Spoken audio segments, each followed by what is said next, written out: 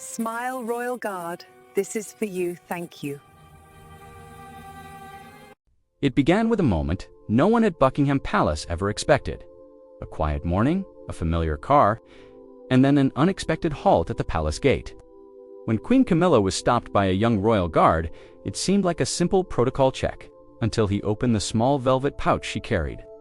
Inside was something so personal, so unsettling, it sent a ripple through the entire royal household.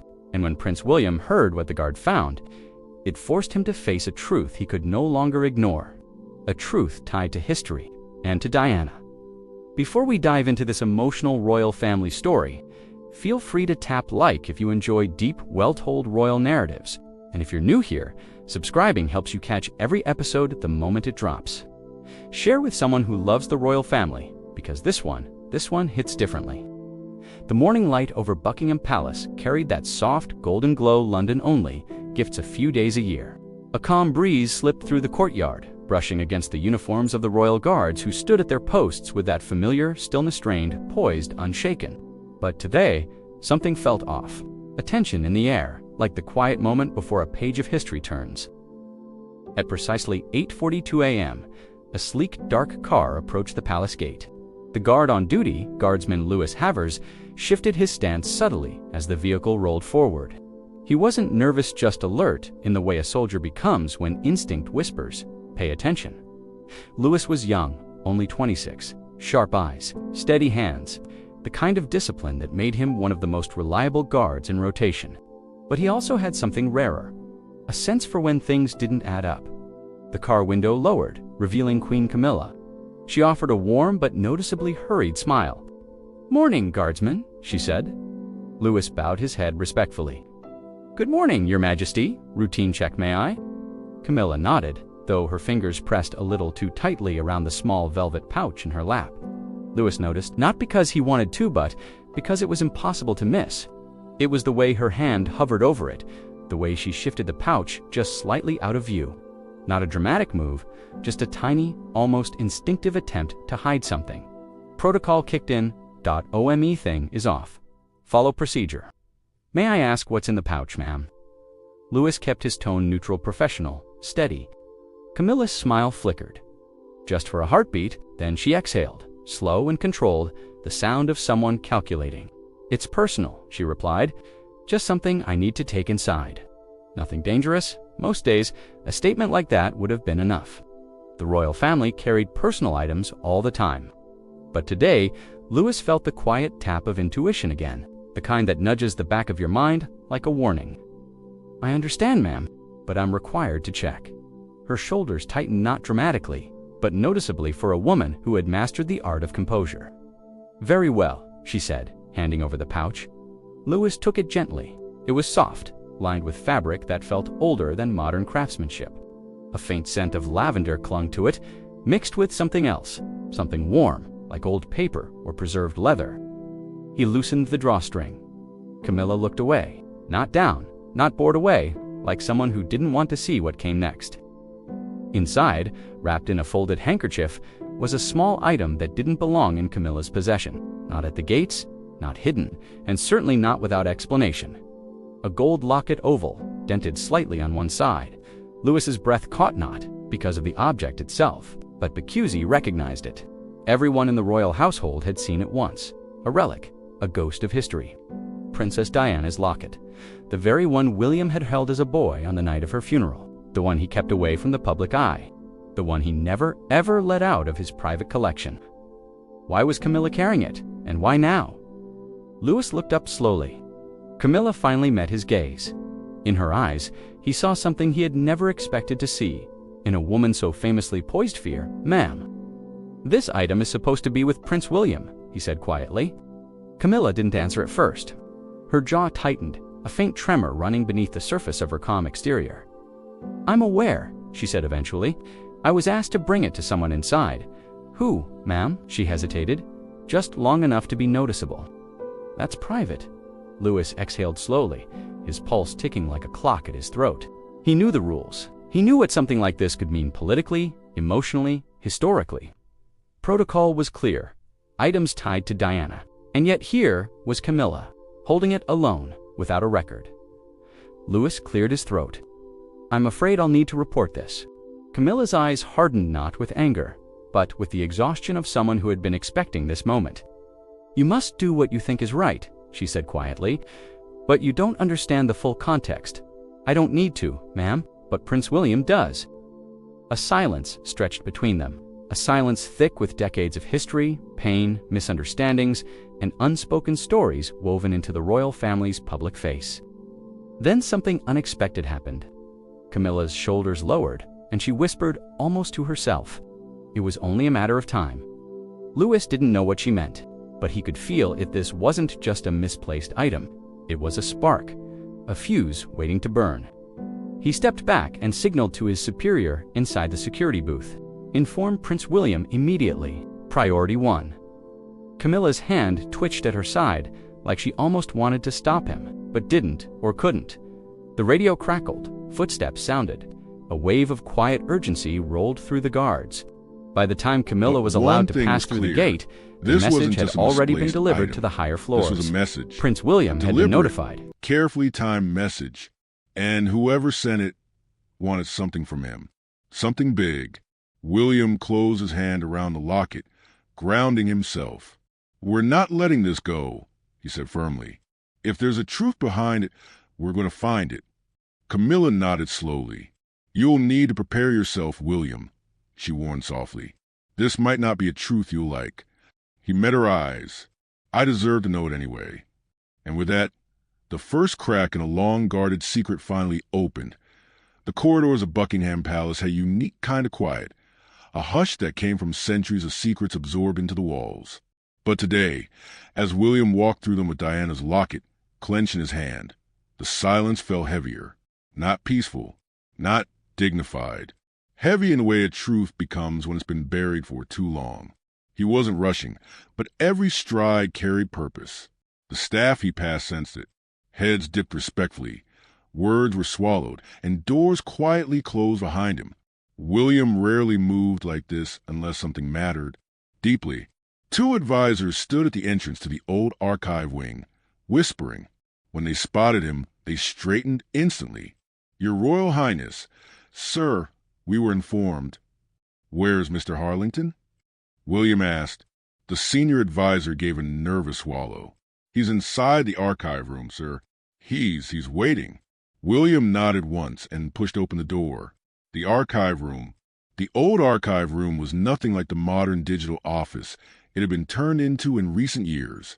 This was the original wing. Oak shelves, high windows, the faint smell of preserved paper and time. It felt frozen, like stepping inside a forgotten past that still breathed. Inside stood 3 people. Mr. Harlington, head of historical preservation. Dame Eleanor, keeper of the late Princess Diana's private collection. And Mr. Rowan, a senior advisor who had served under both Charles and the Queen. They all looked tense. And guilty. Guilty in that way people do when they know a secret is about to surface. William entered with quiet authority. "Tell me everything. All of it. Now." Harlington shifted uncomfortably. "Sir, the matter is a bit delicate." William's expression hardened. "You all kept this from me. Delicate is not the concern anymore." Dame Eleanor stepped forward. She was older, seasoned, emotionally composed, but even she couldn't meet his eyes. "Your mother's archives were reorganized 2 years ago," she began. "Old boxes were transferred to new preservation cases. During that transfer, we noticed inconsistencies." "Inconsistencies?" William's tone sharpened, meaning items were missing. Eleanor nodded, regret flickering across her face. "Yes, sir. At first, only small personal things. A ribbon, an old note, a broken bracelet. But then the locket." That last word landed in the room like a drop weight. Harlington cleared his throat. "We searched everywhere. Every list, every inventory, every box. And instead of telling me," William said, voice low and steady, "you decided to pretend it was misfiled?" Mr. Rowan finally spoke. "Your father believed it was a clerical oversight and didn't want to concern you." He felt. William cut him off. He felt, "What?" "That I couldn't handle knowing something of my mother's had been stolen." No one answered. The silence spoke for them. William closed his eyes for half a second, grounding himself, not in anger, but in clarity. Why now, he asked. Why would the locket suddenly be returned? Harlington exchanged a glance with the others before stepping to a drawer. He pulled out a small stack of papers. Because, sir, the person who took it contacted us recently. William went still, completely still. Who? Harlington handed him the papers. An anonymous writer. We've received 3 letters over the past 8 months. Anonymous? William repeated quietly. Yes, sir. Typed and signed. Each one mentioning the locket and hinting that they could explain the truth behind its disappearance. But they refused to reveal a name. William scanned the letters. The first was brief. Something was taken from Diana's memory. I have it. The second, you overlooked something important. I didn't. The third, sent just weeks ago. It is time he knew. I will return the first piece soon. And now, the locket had appeared. William lifted his gaze. You didn't tell me any of this. Rowan stepped forward, trying to keep his voice calm. The letters didn't seem credible. People seek attention all the time. We believed it was a prank. A prank. William's voice dropped, not in volume but in temperature. Someone got into Diana's belongings. Someone stole her personal items. Someone contacted this palace 3 times. And you thought it was a prank. Harlington looked devastated. Your father, wanted to wait until we had certainty. The room felt smaller, tighter, full of people who had made decisions about his mother without including him. William inhaled slowly. What truth are they talking about? Silence again. This time, Eleanor broke it. We don't know for certain. But there were things Diana kept that weren't public. Letters, notes, a small private journal. William froze mid-breath. His heart thudded once, hard. A journal? Eleanor nodded. Regret heavy in her expression. It wasn't detailed. More personal reflections than anything else. We recorded it simply as her private diary. Only a few people knew it existed. It wasn't something the public was ever meant to see. William looked at her sharply. And it's missing too? Her eyes lowered. Yes, sir. The words hit him like a cold wave. Diana's locket was just the beginning. Someone had taken something far more sensitive. Something that might contain thoughts she left behind. Maybe truths she felt but never spoke aloud. His throat tightened, but his voice remained firm. You believe the person who sent the locket also has the journal. Harlington nodded. It's the most reasonable conclusion. William looked down at the locket again. The dent, the scratched hinge, the tiny photo frozen in time. He felt like he was holding the first piece of a puzzle he didn't know existed. Who had access to the archives, he asked. Harlington hesitated. It's a long list, sir. Staff, advisors, preservation experts. But during the reorganization, there was one person with extended access. Someone who insisted on assisting due to personal importance. Who? William demanded. Eleanor exchanged a long, tense glance with the others before answering. A former staff member of your mother, sir. Someone who worked closely with her in the 1990s. Someone who disappeared from public life shortly after her passing. William's heart thudded again. What's the name? Eleanor whispered slowly, like releasing a ghost back into the room. Margaret Henley. William blinked. He knew the name. Barely. A shadow from childhood. A woman who had been around often and then suddenly not at all. What happened to her? Rowan sighed. She resigned. Moved away. No public statements. No media. No explanation. She simply disappeared. And now? William asked. Eleanor swallowed. We don't know where she is. William exhaled, frustration simmering beneath his calm. She has the journal, he said quietly. She's the one sending the messages. Nobody argued. The silence said enough. William closed the lock in his hand once more, his grip firmer than before. This wasn't about stolen items anymore. This was about someone who believed Diana left behind something important, something the world didn't know. Something William was never told. And now, that truth was coming for him. Piece by piece, the sun was setting by the time William stepped onto the palace balcony. The sky hung in muted shades of orange and violet, the kind of quiet evening that usually brought him peace. But not tonight. Not with Diana's locket in his fist and a name echoing in his mind like a forgotten melody. Margaret Henley, a ghost from the past, a keeper of secrets, and possibly the only person who knew why Diana's belongings had been taken and why they were being returned now. William stood still, letting the cool air brush against his face. But peace wouldn't come. Not when the past was rising like a tide he could no longer avoid. A soft knock sounded behind him. William. It was his private secretary, James Alderton. Steady, loyal, the sort of man who only interrupted when something mattered. "There's news." William turned. "Tell me." "We traced the letters," James said, stepping closer. "They originated from a small village near Norfolk, not far from Sandringham." William's chest tightened.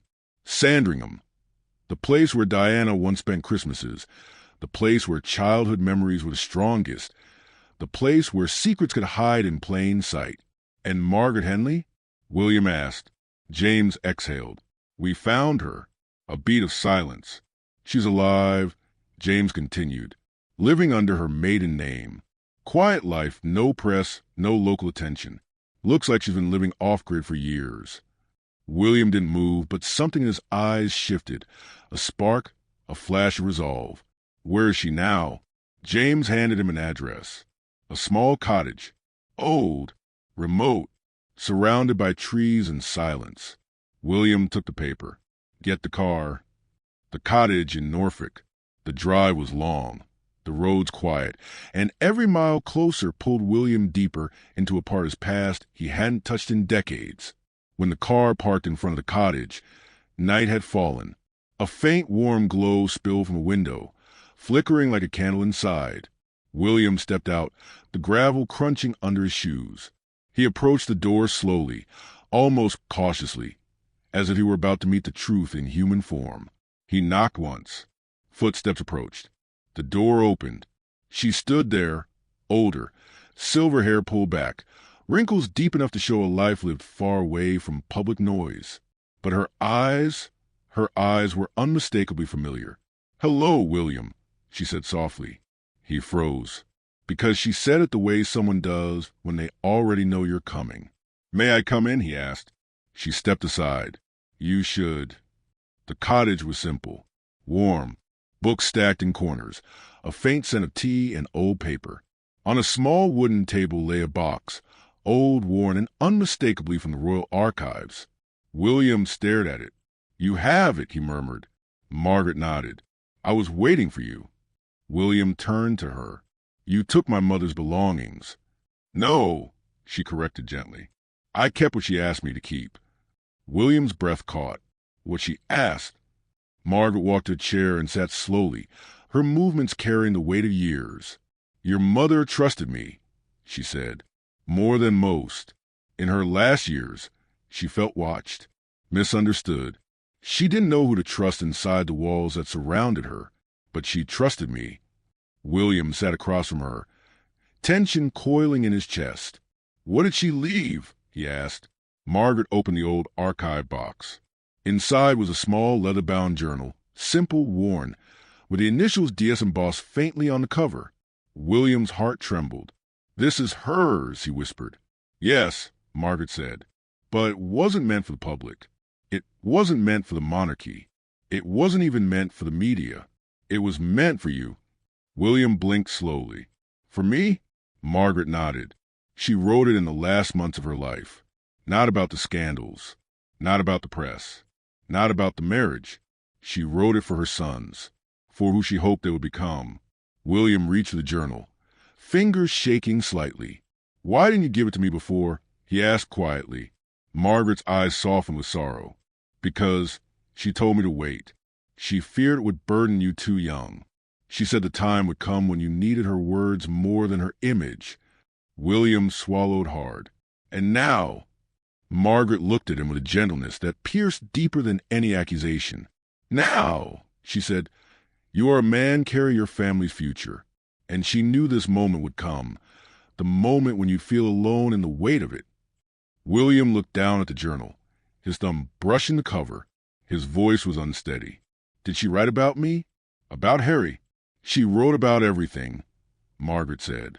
Her hopes, her fears, her regrets, her love, the night she cried, the days she tried, the dreams she had for both of you, even the ones she never spoke aloud. William closed his eyes. For a moment, he felt 14 again, standing alone on the steps of St. James's Palace, the world watching, the rain mixing with tears he refused to show. He opened the journal. The first page held a short message in Diana's handwriting, flowing elegant, unmistakably hers. To my boys, if the world ever feels too heavy, read this. I am still with you. Mummy. William's breath fractured, not loudly, but deeply. Margaret looked away respectfully, letting him have the moment. After a long silence, William asked, why the locket? Why return it first? Margaret folded her hands. Because it was the first key. She wore that locket on days she felt most vulnerable. It held her strength, her memory. I thought if you held it again, you'd come find the rest. William looked at her sharply. You could have given this through official channels. She shook her head. And let them hide it, edit it, decide which parts you were ready for. The words hit him like quiet thunder. He knew she was right. Your mother didn't trust the system around her, Margaret continued. She trusted you. William closed the journal, holding it carefully, reverently. Thank you, he whispered, words he rarely said so softly, for keeping this safe. Margaret touched his hand gently. Don't thank me yet. Read it. Let her speak to you. William rose, journal in hand. As he reached the door, Margaret called after him. One more thing, she believed you would lead differently. Kinder, braver, more human. He stopped, the words hitting deeper than she could ever know. That, Margaret said, was her real legacy, back at the palace. Later that night, William sat alone in his study. The palace was quiet. The world outside seemed far away. He opened the journal again. And Diana's voice, soft, sincere, loving, rose from the pages like a whisper from another lifetime. He read, and kept reading. Tears gathered but didn't fall. For the first time in years, he didn't feel alone in the burden of history. His mother had planned this moment for him, and now he understood. This wasn't just a return locket, not a mystery, not a scandal. It was a message of love, a reminder of who he was and who he was meant to become, a truth hidden not to wound him, but to prepare him. And it changed everything.